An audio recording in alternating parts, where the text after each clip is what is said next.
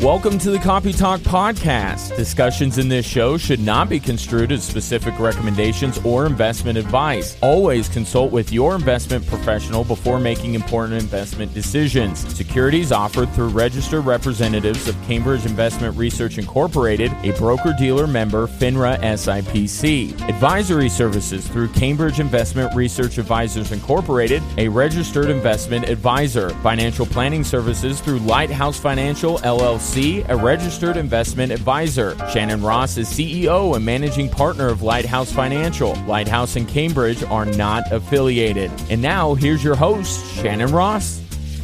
Welcome back, everyone. Hey, everybody. Happy Thursday. Happy Thursday. Happy Copy Talk Day. Happy Thursday's your favorite day of the weekday. Yep. I hope it's becoming your favorite day of the week, too.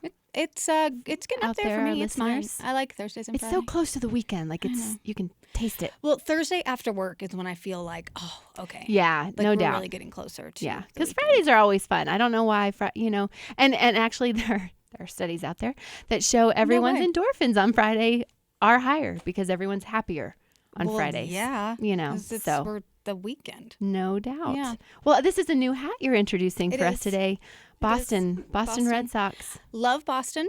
Only been there once. Mm-hmm. Went in 2017. Went to the home opener at Fenway Park. Yep. It's also why I have I my love Fenway. Yes. It was the year that Tom Brady came out to throw the first pitch. Oh, okay. So fun. and then like Gronk and who else was that came out as well? That man walked out of that big green, what do they call it, the green monster or whatever, and you would have thought it was. I've never God seen, himself had come down from the heavenlies. God himself had just descended into Fenway Park and parked his tail on the pitcher's mound. It was. I shouldn't say that about God. No, he doesn't have a tail. But that's not the point. But it was. Yeah. I've never seen, and I've been to a lot of sporting events with some. They go whack. They don't anymore.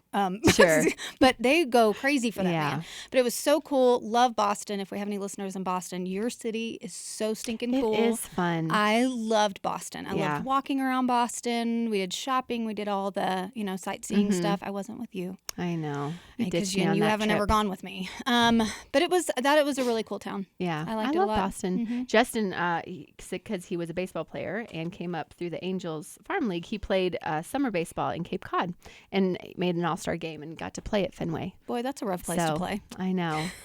I wanted to go. We wanted to try to get out to Cape Cod and drive, but the traffic. Oh, I don't know how people. I didn't know. I know. I didn't know till we saw the traffic. I'm like, well, no, we're not going to skip that. Yes.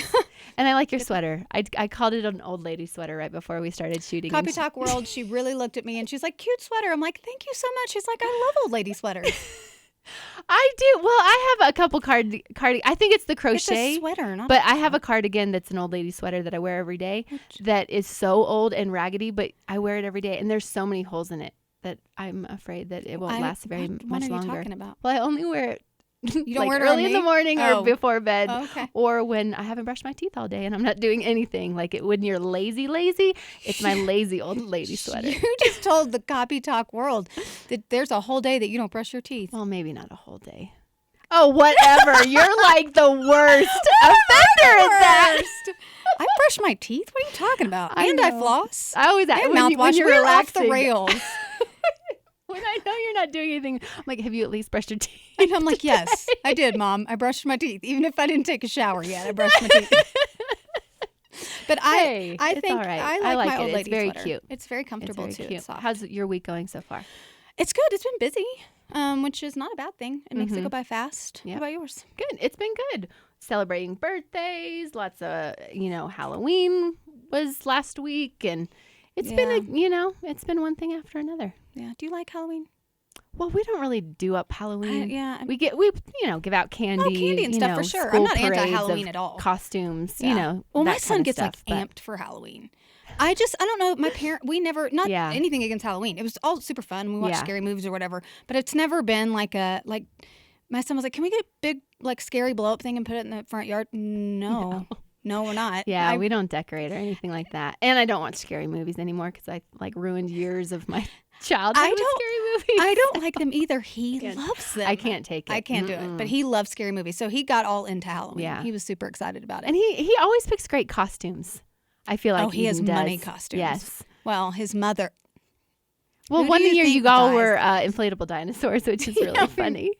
Yeah, last year he was the green Teletubby. Oh, that's right. That one was an epic costume. Fun. It was massive. Yeah. Well, just dressing up is fun. I like any excuse to dress up. We should do an adult fun should. party. We have a whole year now to plan. Yeah. So, all right, what are we talking about today? Okay, we are continuing on today of our 7-year-end strategies. It's on the financial side. So, like I said last week, don't turn down the volume. Don't skip this one because it impacts all of us, all of you. Kelly and Ryan, don't fall asleep. So some tips for everyone regarding what are some critical things that you should do, almost like housekeeping before the end of the year. Yeah. And so last week we had talked about the increasing taxes that are coming. What are some tax strategies that we should all be mindful of between now and the end of the year to take advantage of the Trump tax plan that is going to sunset sometime. It will definitely sunset December 31st, 2025, if not before. But given all the spending for the American Recovery Plan and for the various programs out there, and we talked about a lot about child tax credits last show, that taxes will rise, especially with the government spending that they've been doing and proposing. And so we just want to take advantage as much as we can to save as much on taxes while we can. I have a question, and I don't know that you'll have this answer, but I'm curious. What could occur that would take what's the great way to say this? That would override the Trump tax plan and institute a different plan before 2025? What could Congress just has to pass it. But they haven't done that yet. No, but the Biden administration. So one of the things all new administrations do within the first couple of years of their presidency is typically change the tax plan to either higher or lower, depending on which side of the fence you're typically on, but to make taxes, either the programs increase for a certain threshold, or taxes decrease.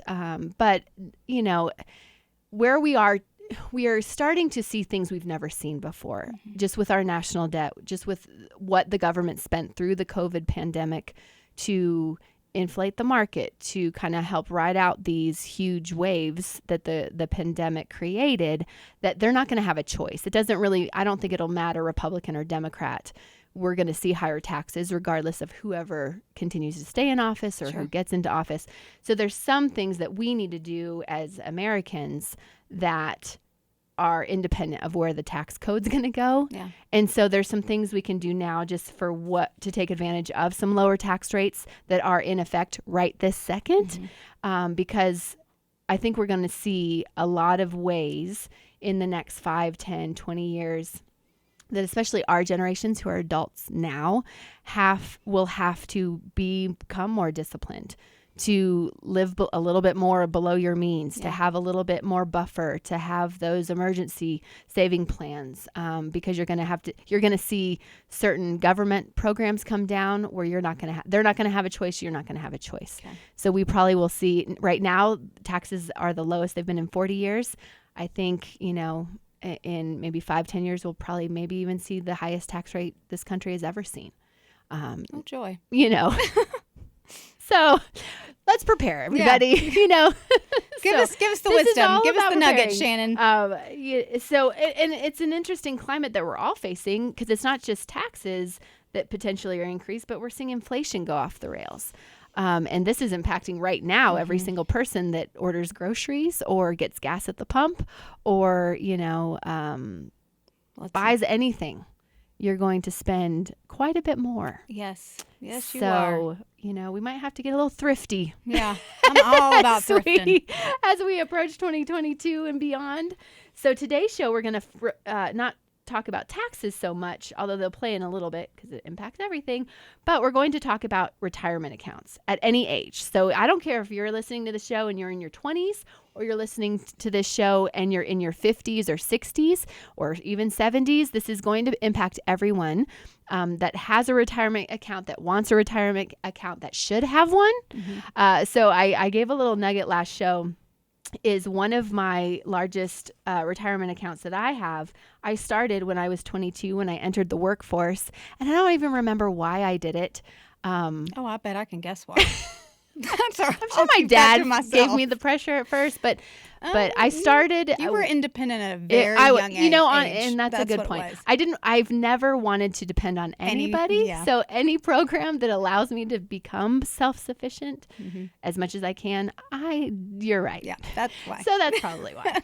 But I'm glad I did, because the key of, for those 20-year-olds that are listening to this show, the earlier you can start, any amount, even smaller than you would think will matter, because you have time on your side. You have a 30, 40 year horizon for it to, to continue. So as we talk today, we're going to be talking about maxing out retirement accounts and converting retirement accounts. Can I ask you a question that I feel like some people, and I would assume that maybe you've come across this at Lighthouse, or when you meet with somebody from a consultation perspective before you really dive into things, how often do you hear somebody say, you know what, Shannon, I'm never going to retire. I don't want to retire.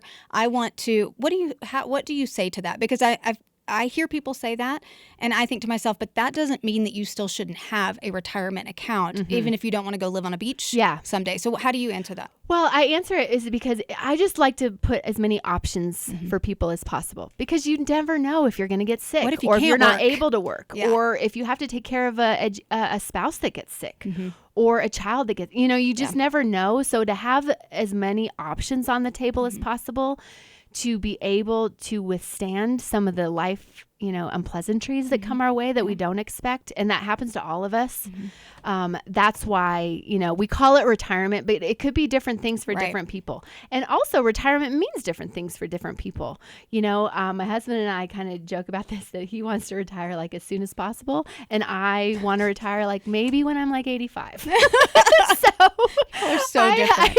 Because I like working and I can't see myself not working. But some people, like my dad, he worked super hard for 35, 40 years, and he golfs every day. And I'm like, how can you golf every day and not get completely bored? And he's like, he thinks I'm speaking Chinese. Sounds like my husband. He my loves not it. Retired, but still likes to play every day. It's his glory days of life. Yeah. And so retirement looks different for all of us. And some people work part-time, or people won't work at all, or they want to. That's what my mom does. Yes. Her and my dad retired, and my mom, they both worked at the same businesses for, between 45 and 50 years.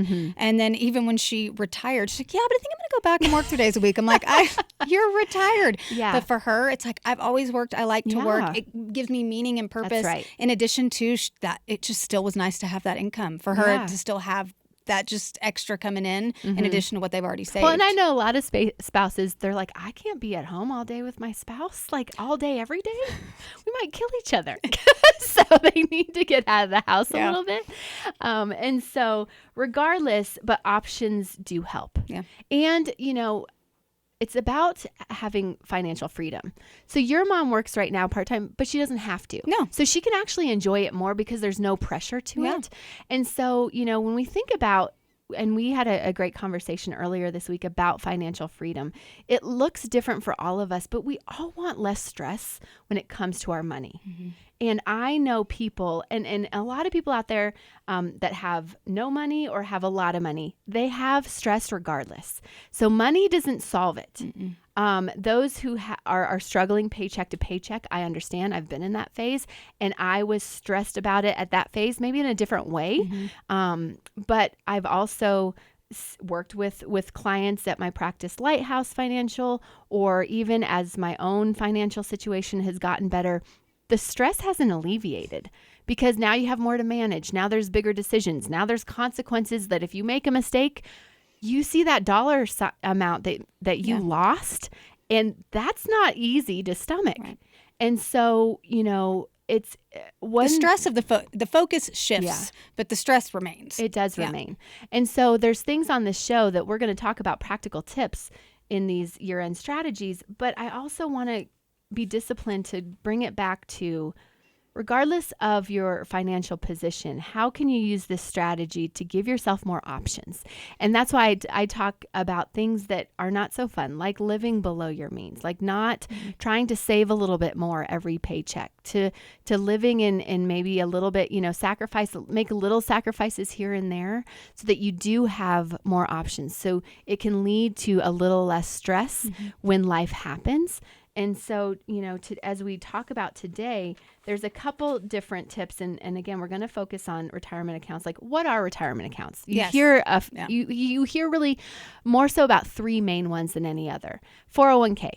401k, you all know, if you are a 9 to 5 employee, you receive a paycheck every week. A lot of companies out there have a company-sponsored 401k plan. And so if for my 20-somethings out there, start your 401k plan as early as possible, because you won't even remember, you won't notice it. It's taken out of your paycheck. Yep. You won't even see it. Because it's pre-tax dollars. You really don't even feel a huge impact on what you take home. But try to at least put as much of your 401k into your account a year that your company will match. Well, I was about to say, if your company is matching it, now you really have need. A lot of companies will match up to 6% of your salary. Now, you have to be able to live below, having to save that 6%. Yeah. You're not spending every single dime that comes into your paycheck. But because it's at pre-tax rate, it really doesn't feel like a full 6% because you're not also paying taxes, like you do on your take-home pay. So tip number one around 401ks, maximize them as much as you can. When you're younger, that's harder. This is probably one of the main areas of discipline in the last year that I have taken on as a challenge to myself. So 401ks, you can max them out at $19,500 a year. Close to 20 grand. That takes a little bit more discipline to put that, because, you're taking home 20,000 less in your paycheck to max out your 401k. But think about how much that can start moving the needle to give you some options longer term, because those 401ks are invested in the market and you're making interest every year over year. It's called compounded interest. So that 20 every year then becomes 40, then can become 70, then becomes 120, then becomes 280, and you quickly tick that clock up in a way that can really matter. And you take a look at it every once in a while. You make sure your financial advisor takes a look at the accounts that you're investing your 401k in. There's usually a menu of 10 options. They don't try to overwhelm people. It's basically how aggressive do you want to be? The younger you are, the more aggressive you can afford to be. But like I said, as we started the show, that account I started in my 20s is the largest retirement account I have, not because I was putting 20 grand in as a 20-year-old, but because it's been in there for 25 years so far. It's been able to participate in a lot of this market growth, and I don't need it. So again, from a stress perspective, I've been able to, that's the account I'm most aggressive in still, because I don't need it tomorrow. Right. I'm not going to retire until I'm 85. I can put it in for another, 40 plus years.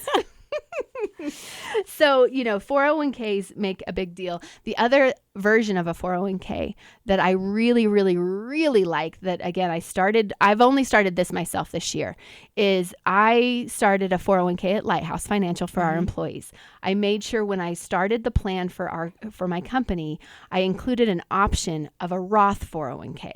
Now, why does a Roth 401k matter? Roth is a word that I want you all to study and know, because Roth, think of it as a tax-free account, at least how the laws exist now, at least, for the several past decades. When you put funds into a Roth account, the downside, you're going to pay taxes on that now. So you're putting post-tax dollars into it, which it doesn't grow quite as fast because it's harder to contribute to it, because the government's not helping you, right? Because you're having to pay tax first, and then it goes into your Roth account. But here's the deal. Over time, over the long haul, you are creating a golden egg for yourself that no one else has access to. So when you have money in a Roth, it now grows tax-free. So it can be in the stock market for 30 years, and those gains right now are tax-free. Wow. It also, the government does not force you to take required minimum distributions, which matters on all other kind of retirement accounts. The government wants their tax money. If you don't pay them taxes until later, they make it a little bit more painful for you to do that, because they've like, you've taken 30 years and held on to those funds. Now we're going to get ours. But with Roths, those rules don't matter. Once you put it into a Roth, so where I have maximized my 401k is in my Roth account, not in a traditional 401k, but in a Roth 401k. Okay. Because I want to take advantage of at least what's under my influence now. I want an account that just is mine. Because if any 401k or any traditional IRA out there, what you have to realize is that is a joint account. It's between you and the government. That is a joint account with the two of you. And the government can change rules. The government can change tax code, tax rates. So a lot of people out there that are getting ready to retire, they're taking a look and they're seeing these great amounts, right? They've had 30 years of appreciation in their 401ks or in a traditional IRA, but now they have to pay taxes. And if taxes are going up, which we all think they are, they thought like, oh, okay, when they were a 30-year-old putting money away, they're like, oh, well, surely taxes will be lower. That's all the way down there. Right. I'll be in a lower tax rate. So I'm going to save the tax now and just kick the can down the road. Yeah. But because of where we are today in our global economy, taxes are not going to be lower. And so you have a lot of retirees right now looking at and like, okay, shoot, well, now I thought I was going to pay like 15%. Well, now it looks like I'm going to at least pay 25%. If the new tax plan goes into effect, there might be retirees that have to pay 30, 40% tax. That's going to almost cut in half what they have access to of take-home income. And so it matters. So at least as much as you can do now, then do it now. Focus on the Roth. Why wouldn't everybody do a Roth 401k? Well, not all companies offer it. Okay. So the Roth 401k is not at every company. So you have to do some digging. If you work for an employer right now that offers a 401k, you have to ask. And not all companies really even understood what a Roth 401k was. Okay. We have a book on our website that's dedicated to this Roth strategy, because there's a lot of things you can do to take advantage actually of different tax codes where you can, if your company does have a Roth 401k, you could probably put up to possibly $48,000 a year in a Roth, which is crazy. $58,000 in a Roth, growing tax free. Right. Now, you have to have a lot of discipline. You have to have a CPA's help. It's not just something you can easily. It's not that hard, but you have to know what you're doing to execute it well. But it's important to at least ask. When it comes to a Roth, just at least ask your CPA, ask your company HR director who administers your plan, so that you know. So again, that is the 401k world. And if you're over 50. You can put 19.5, but then you can also use a catch-up of an extra $6,500 a year. So the government allows you to put an additional $6,500 in if you're 50 plus. Why? Okay. Because they know you're trying to play catch-up. Most people out there do not start saving for retirement until their 50s. And then they're like, uh-oh. It like dawns on them that they might want to take a step back or might not want to work full-time for the rest of their lives. So that there's these catch-ups that have been allotted. So that's the 401k world. Okay. Let's go to the last one before we close today's show, and that is the IRA. IRAs are what anybody could participate in under the sound of my voice. So you can work at a company that doesn't offer anything. It's not about your company. It's about what the government allows you to do as a taxpayer. In a traditional IRA, every single person listening to my voice can put $6,000 a year. And these amounts change every year, so you want to, pay attention to what they are. This year it's $6,000. You can put $6,000 a year into a traditional IRA. A traditional IRA, you are kicking the can on the taxes. So it's pre-tax dollars. Okay. So it helps, similar to a 401k. You're just putting off the inevitable. That's right. You're putting off the inevitable. You're getting the tax break now, but you will have to pay tax later. So traditional. Now, there's also a Roth version of an IRA. This is a little trickier. And again, I think these programs become a little trickier because the government, it's the government wants a joint account with you far more. They're really good at complicating you to lock things. them out, right? I know. And so with traditional IRAs, we can all do that. If we're over 50, we can make an additional $1,000 a year contribution. So it could be up to $7,000 in a traditional. In a Roth, the government has put some restraints on who can contribute to a Roth IRA, and it's based on your income level. So if you make over a certain amount, right now it's if you make over $208,000 as a joint filing, so a couple filing jointly, or $140,000 a year as a single, you cannot just directly contribute into a Roth IRA. Really? But humans. Wait, back. We get a little crafty. You're saying if you make over 208. If you make over 208 as a couple or 140 as a single, you can't do a Roth. Because the government wants a joint account with you. The more that they can share in your retirement accounts, they know the more share. I know. Well, people don't even realize that they are well, nobody joint thinks account. of it that way. No one thinks of it that way, but it's absolutely. But with the Roth, you've already paid the taxes. That's right. And they would rather. That's right. And what's funny is there's some people out there. So Peter Thiel, who is the founder of PayPal, he has figured out, and I was thinking about this the other day. I'm like, how in the world did he do this? And I'm not quite sure. My guess is he would have had a 401k, a Roth 401k at PayPal that was invested in PayPal stock is the only thing I can think of. So that stock appreciation, he has $5 billion in his Roth account. $5 billion. So if more and more Americans figure out these loopholes, I can't imagine what the government will try to do to the Roth accounts. How was he able to do it, considering the threshold amounts? Well, again, that's what I was thinking. So because I don't have but I was kind of thinking like, what in the world? Because $5 billion is an insane amount of money. But if you put say $58,000 a year into it and you only invested in PayPal stock, imagine what PayPal stock has done as it became public, as it became, PayPal is now, huge. Mm-hmm. And with the whole crypto thing that they're doing, like I can see the appreciation, I think, is how he got to the $5 billion. Okay. It's not on the initial funds. It's what the initial funds did. He probably has, $1 million% return on his funds. $5 billion, and the government won't ever. I mean, as it stands now, they can't touch that. They can't touch it. He has a $5 billion tax-free account ready to go. I invent PayPal? Like I'm always thinking of that $1 million idea. What hasn't been invented yet? I know. That seems to be the best way. I was talking about DoorDash today with my husband. I'm like, look at DoorDash. Like they weren't even in business really 18 months ago. So, and they are booming. You got to think about it, y'all.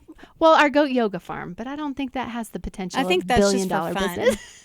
That's just for fun.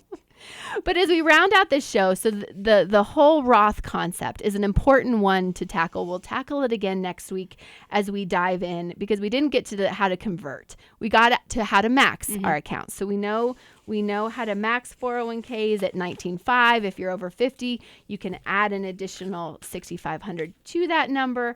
If you are maxing out your IRAs, it's $6,000 in a traditional that all of us can do, and then we can add another $1,000 to it to make it $7,000 if you're over 50.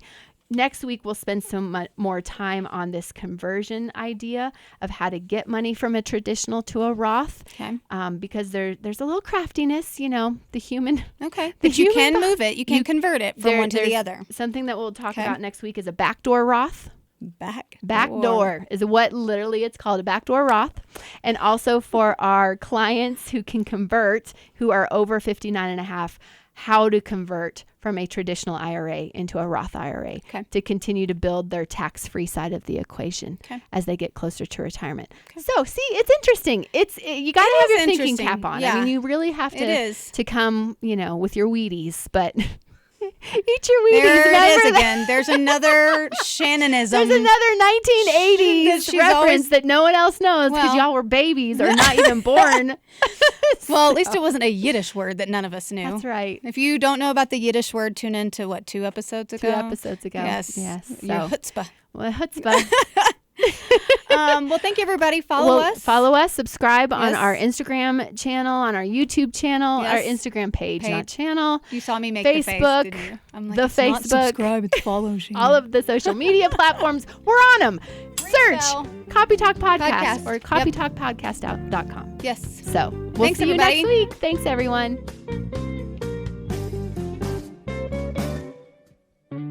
Discussions in this show should not be construed as specific recommendations or investment advice. Always consult with your investment professional before making important investment decisions. Securities offered through registered representatives of Cambridge Investment Research Incorporated, a broker-dealer member FINRA SIPC. Advisory services through Cambridge Investment Research Advisors Incorporated, a registered investment advisor. Financial planning services through Lighthouse Financial LLC, a registered investment advisor. Shannon Ross is CEO and managing partner of Lighthouse Financial. Lighthouse and Cambridge are not affiliated.